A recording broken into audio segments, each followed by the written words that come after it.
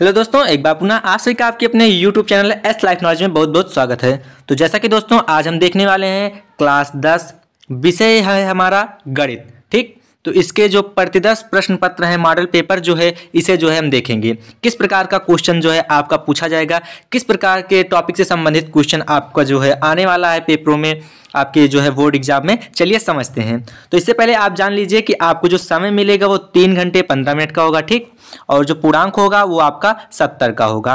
अब यहाँ पर जो निर्देश दिए गए हैं आप इसे भी देख लीजिए। ये जो 15 मिनट यहाँ पर आपको दिया जाएगा ये निर्देश पढ़ने के लिए दिया जाएगा। तो यहाँ पर दिया गया है प्रारंभ में 15 मिनट परीक्षार्थियों को प्रश्न पत्र पढ़ने के लिए निर्धारित है। ठीक, आगे देखते हैं क्या दिया गया है। तो यहाँ पर सामान्य निर्देश भी दिए गए हैं, जैसा कि आपको दिया गया है सभी प्रश्न करना अनिवार्य है। इस प्रश्न पत्र को 2 खंडों में विभाजित किया गया है। ठीक, खंड आ में 20 अंक के प्रश्न जो है आपके पूछे जाएंगे। 20 प्रश्न हैं और 20 अंक के हैं। ठीक, जो कि बहुविकल्पीय हैं, यहाँ पर ये दिया गया है।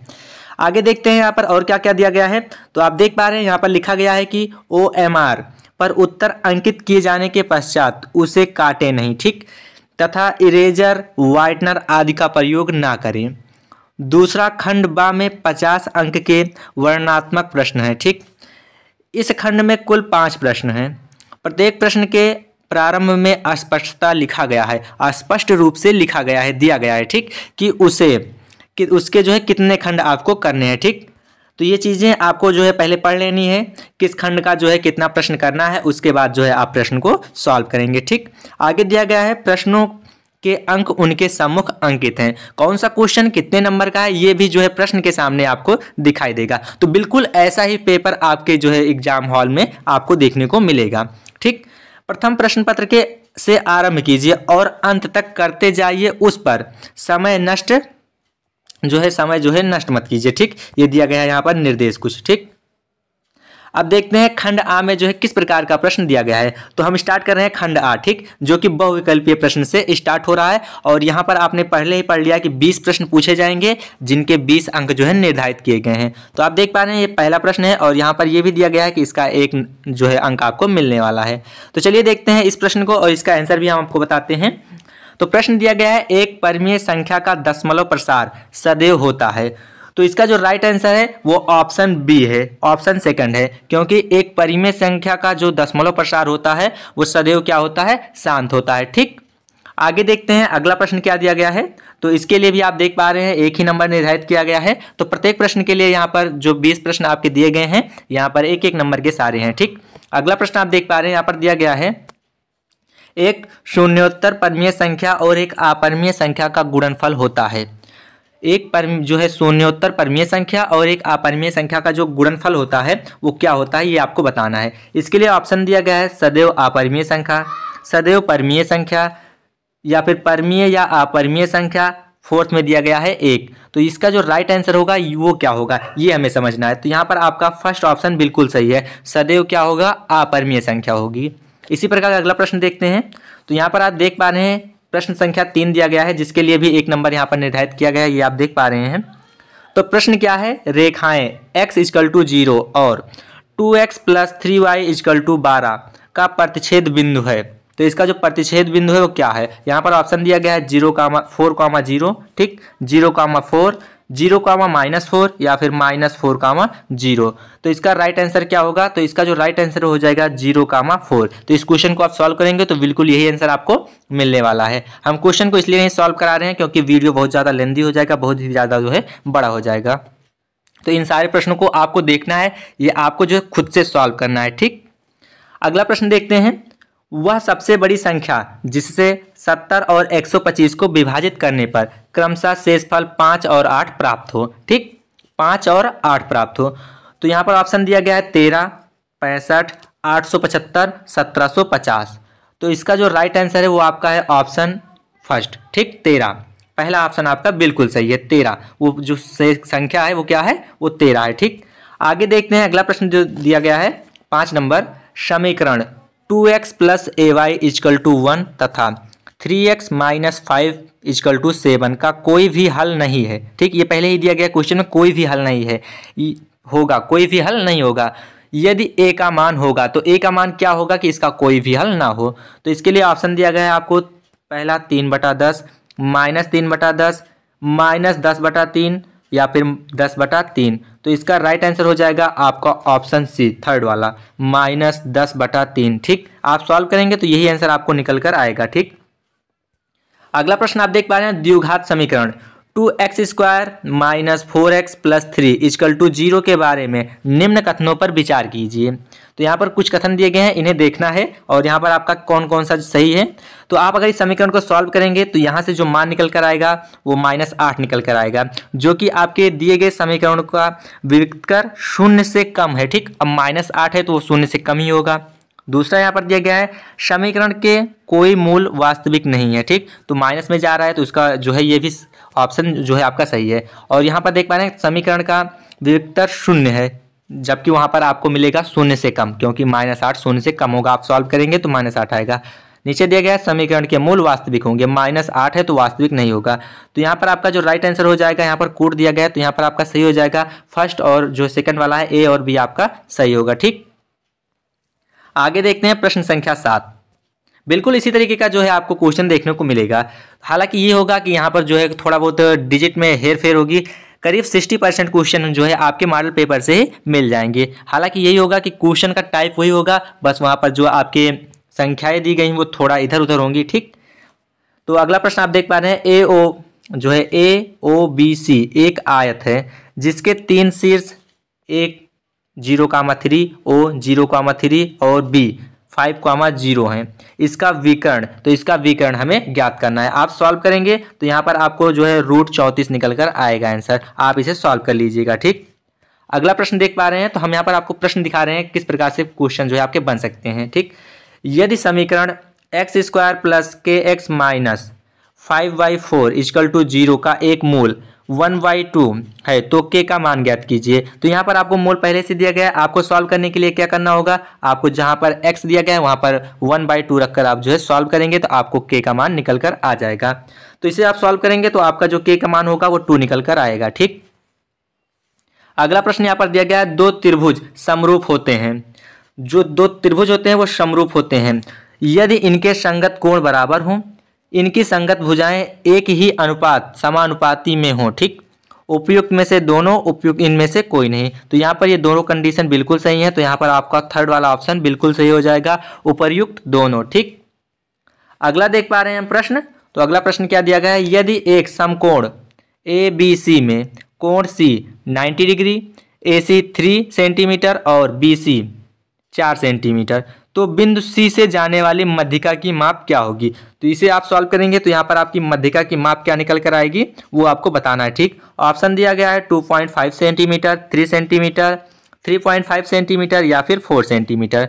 तो इसका जो राइट आंसर होगा आप सॉल्व करेंगे तो आपका निकल कर आएगा, इसकी जो मध्यिका होगी वो जो है 2.5 सेंटीमीटर। ठीक, अगला प्रश्न आप देख पा रहे हैं यहाँ पर दिया गया है एक समचतुर्भुज के विकर्णों की लंबाई 16 सेंटीमीटर और 12 सेंटीमीटर है, तब इस चतुर्भुज की भुजा की लंबाई क्या होगी। तो हमें क्या बताना है, इस चतुर्भुज की जो भुजा की लंबाई है वो क्या होगी। ठीक, ऑप्शन क्या क्या दिया गया है, 9 सेंटीमीटर दिया गया है, 10 सेंटीमीटर दिया गया है आपका, ठीक, 8 सेंटीमीटर दिया गया है और 20 सेंटीमीटर दिया गया है।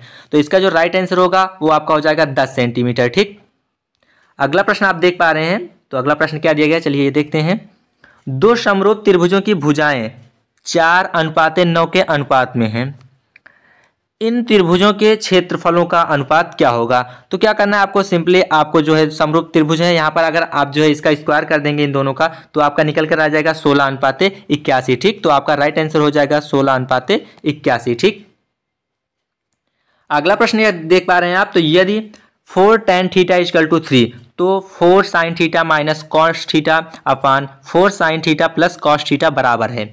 इसे सॉल्व करने के आप क्या कर सकते हैं, यहाँ पर tan थीटा = आपको मिल जाएगा 3/4। ठीक, और यहाँ इसे सॉल्व करने के लिए आप जो है इसे लिखने के बाद जो है ऊपर और नीचे जो है आप cos थीटा से जो है इसे डिवाइड कर दीजिए। ठीक, यहाँ पर आप डिवाइड करेंगे तो ये आपका tan बन जाएगा। ठीक, ये भी tan बन जाएगा, ये भी tan में हो जाएगा, ये 1 हो जाएगा और ये भी आपका 1 हो जाएगा।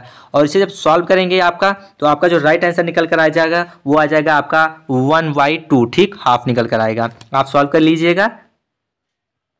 अगला प्रश्न देख पा रहे हैं यहाँ पर। तो आप देखेंगे cos 75 अंश और cos 15 अंश का मान होगा, तो इसका मान क्या होगा ये हमें बताना है। तो सदैव इसका मान क्या होगा, 1 होगा। ठीक, अगला प्रश्न, यदि एक वृत्त का परिमाप वर्ग के परिमाप के बराबर है तो उनके क्षेत्रफलों का अनुपात क्या होगा। ठीक, यदि एक वृत्त का जो अनुपात है, ठीक, वो वर्ग का जो परिमाप है, वृत्त का परिमाप वर्ग के परिमाप के बराबर है तो उनके क्षेत्रफलों का अनुपात क्या होगा। ठीक, तो ये हमें बताना है। तो इसे आप सॉल्व करिएगा, आपका जो आंसर निकल कर आएगा वो आपको बताना है। तो यहाँ पर आई थिंक आपका आंसर आएगा 14 जो है अनुपात 11। ठीक, सेकंड वाला सही होगा। अगला प्रश्न, दो गोलों के आयतनों का अनुपात 64:27 है, उनके पृष्ठीय क्षेत्रफलों का अनुपात क्या होगा। तो इनके पृष्ठीय क्षेत्रफलों का अनुपात क्या होगा ये आपको बताना है। दिया गया है ऑप्शन 3:4, 4:3, 9:16 या फिर 16:9। तो आप सॉल्व करेंगे तो यहाँ पर आपका जो राइट आंसर होगा वो हो जाएगा फोर्थ वाला। ठीक, ये वाला हो जाएगा 16:9। अगला देखते हैं। तो यहाँ पर दिया गया है 1 से 10 तक की धनात्मक विषम संख्याओं का समांतर माध्य। यहाँ पर समांतर माध्य आपको बताना है। तो आई थिंक ये तो बहुत ही इजी है, आप बहुत ही आसानी से जो है बता देंगे कि इसका जो समांतर माध्य है वो 5 होगा। ठीक, अगला प्रश्न आप देख पा रहे हैं, मध्यिका को आलेखीय विधि द्वारा निम्न में से किससे प्राप्त किया जाता है। त्वरण द्वारा, आयत द्वारा, बहुभुज द्वारा, इनमें से कोई नहीं। तो इसका जो राइट आंसर है वो आपका ऑप्शन फर्स्ट है। ठीक, त्वरण द्वारा। अगला प्रश्न दिया गया है, यदि कुछ प्रेक्षणों का माध्य 27 तथा बहुलक 45 है तब मध्यिका होगी 32 होगी, 33 होगी, 34 होगी या फिर इनमें से कोई नहीं होगी। ठीक, तो यहाँ पर आपका राइट आंसर हो जाएगा सेकंड वाला। ठीक, 33। आगे देखते हैं अगला प्रश्न, तो वर्गीकृत आंकड़ों की से अधिक प्रकार और से कम प्रकार की संचयी बारंबारता वक्रों के प्रतिच्छेद बिंदु के भुज से आंकड़ों का प्राप्त होना क्या होता है। माध्य होता है, माध्यक होता है, बहुलक होता है या उपरोक्त सभी होते हैं। तो यहाँ पर आपका राइट आंसर हो जाएगा, आपको पहले से पता होगा, माध्यक। ठीक, तो ये 20 प्रश्न थे जिनके लिए आपको जो है 20 अंक निर्धारित किए गए थे। ठीक, जो कि आपके बहुविकल्पीय थे। अब खंड बा में कैसे प्रश्न दिए गए हैं चलिए इन्हें देखते हैं। तो खंड बा, ठीक, यहाँ पर लिखा गया है सभी खंड कीजिए, यानी कि सभी सवालों को यहाँ पर आपको सॉल्व करना है। और प्रत्येक के लिए आप देख पा रहे हैं 2 नंबर दिए गए हैं प्रत्येक क्वेश्चन के लिए। ठीक, तो आप देख पा रहे हैं पहला प्रश्न आप देख पा रहे हैं, 2 क्रमागत धनात्मक पूर्णांकों का गुणनफल 2 से विभाज्य है, यह कथन सत्य है या असत्य, कारण बताइए। तो इसे आपको सॉल्व करके जो है सत्य है या असत्य इसका कारण बताना है। अगला प्रश्न, यदि cot थीटा = 7/8 तो 1 + sin थीटा, अगले ब्रैकेट में दिया गया है 1 - sin थीटा, फिर जो है अपान में दिया गया है 1 + cos थीटा, अगले ब्रैकेट में दिया गया है 1 - cos थीटा। इसका जो है आपको मान निकालना है, इसके लिए भी आपका 2 नंबर निर्धारित किया गया है। ठीक, अगला प्रश्न आप देख पा रहे हैं, तो एक शंक्वाकार बर्तन जिसका आंतरिक व्यास 10 सेंटीमीटर, ऊंचाई 24 सेंटीमीटर है, पानी से भरा है। पानी को एक बेलनाकार बर्तन जिसका आंतरिक व्यास 20 सेंटीमीटर में डाला जाता है। बेलनाकार पात्र में डाले गए पानी की ऊंचाई ज्ञात करनी है। ठीक, तो इसके लिए भी आपको जो है 2 नंबर जो है निर्धारित किए गए हैं, 2 अंक आपको निर्धारित किए गए हैं। ठीक, अगला प्रश्न आप देख पा रहे हैं समांतर माध्य से संबंधित है, निम्न आंकड़ों का समांतर माध्य ज्ञात कीजिए। तो यहाँ पर देख पा रहे हैं यहाँ पर आपको दिया गया है और इसके लिए भी आपको जो है 2 नंबर निर्धारित किए गए हैं। अगला प्रश्न आप देख पा रहे हैं, बिंदु जो है आपको दिया गया है 4,6 बिंदुओं A -6,10 और B 3, -8 को जोड़ने वाले रेखाखंड को किस अनुपात में विभाजित करता है। तो यहाँ पर इसके लिए भी आपको 2 ही अंक निर्धारित किए गए हैं। ठीक, अगला प्रश्न आप देख पा रहे हैं, K का मान ज्ञात कीजिए यदि बिंदु A 2, 3, B 4, K और C 6, -3 संरेखी हैं। ठीक, तो संरेखी की क्या कंडीशन होती है आई थिंक वो आपको पता है और बहुत बेहतरीन तरीके से बहुत ही आसानी से ये क्वेश्चन आप सॉल्व कर सकते हैं और 2 नंबर यहाँ से प्राप्त कर सकते हैं। ठीक, तो ये क्वेश्चन थे। अब यहाँ पर आप देख पा रहे हैं कि दूसरे प्रश्न में जो है कुछ प्रश्न दिए गए हैं, निम्नलिखित में से किन्हीं 5 खंडों को करना है। ठीक, तो यहाँ पर नीचे कुछ प्रश्न दिए गए हैं जिनमें से आपको मात्र 5 खंड ही करने हैं। कहने का मतलब 5 ही प्रश्नों का जो है आपको आंसर देना है। ठीक, जबकि आप देख पा रहे हैं इसके प्रत्येक प्रश्न के लिए आपको यहाँ पर 4 नंबर निर्धारित किए गए हैं। ठीक, तो पहला प्रश्न आप देख पा रहे हैं, ग्राफ द्वारा जांच कीजिए कि रैखिक समीकरण युग्म 2x + y - 6 = 0, 4x - 2y - 4 = 0 संगत हैं। यदि ऐसा है तो ग्राफीय विधि द्वारा हल कीजिए, और ये हल करेंगे आप तो इसके लिए भी आपको 4 नंबर जो है यहाँ पर मिलेंगे।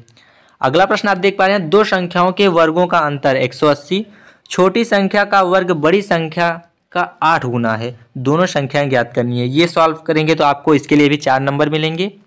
अगला प्रश्न आप देख पा रहे हैं, 4 सेंटीमीटर त्रिज्या के एक वृत्त पर 6 सेंटीमीटर त्रिज्या के एक सकेंद्रीय वृत्त के किसी बिंदु से एक स्पर्श रेखा की रचना कीजिए और उसकी लंबाई माप कर लिखिए, इसकी लंबाई जो है माप कर लिखिए। ये सॉल्व करेंगे आप लोग तो इसके लिए भी आपको 4 नंबर निर्धारित किए गए हैं।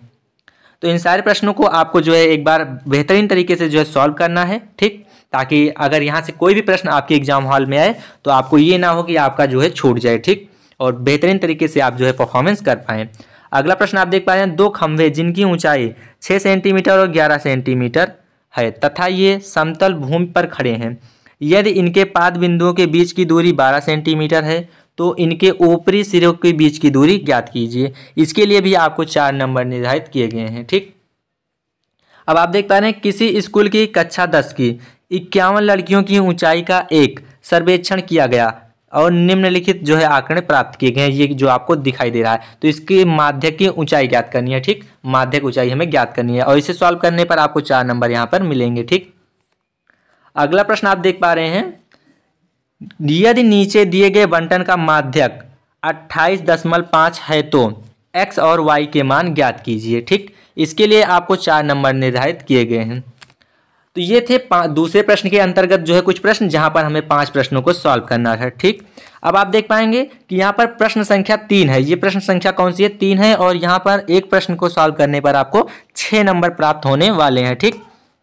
प्रश्न दिया गया, निम्न रैखिक समीकरण, निम्न समीकरणों के युग्मों को, रैखिक समीकरणों के युग्मों को, ठीक, निम्न समीकरणों के युग्मों को रैखिक समीकरणों के युग्मों में बदलकर सॉल्व करना है, ठीक। तो ये आपको समीकरण दिखाई दे रहे हैं, इन्हें जो है रैखिक समीकरण के युग्म में बदलकर सॉल्व करना है और इसके लिए आपको जो है 6 नंबर निर्धारित किए गए हैं। अथवा करके यहाँ पर एक प्रश्न दिया गया, आप या तो ये कर सकते हैं या फिर ये अथवा में जो दिया गया है आप इसे भी कर सकते हैं, ठीक। 3 वर्ष पूर्व रहमान की आयु वर्षों में का व्युत्क्रम और अब से 5 वर्ष पश्चात की आयु के व्युत्क्रम का योग 1/3 है, उसकी वर्तमान आयु ज्ञात कीजिए, ठीक। तो इन दोनों में से कोई भी एक प्रश्न आप सॉल्व करेंगे जिसके लिए आपको 6 नंबर जो है मिलेंगे, प्राप्त होंगे, ठीक। अगला प्रश्न 4th नंबर, इसके लिए भी आपको 6 नंबर ही निर्धारित किया गया है। यहाँ पर भी 2 प्रश्न दिए गए हैं जिनमें से आपको एक करना है, ठीक, क्योंकि यहाँ पर अथवा लगा है, इसका मतलब ये है या तो आप ये वाला करिए या तो आप ये वाला करिए, ठीक। तो चलिए देखते हैं प्रश्न क्या दिया गया है। एक बहुमंजिल भवन के शिखर से देखने पर एक 8 मीटर ऊंचे भवन के शिखर और तल के अवनमन कोण क्रमशः 30 अंश और 45 अंश हैं। बहुमंजिल भवन की ऊंचाई और 2 भवनों के बीच की दूरी ज्ञात कीजिए।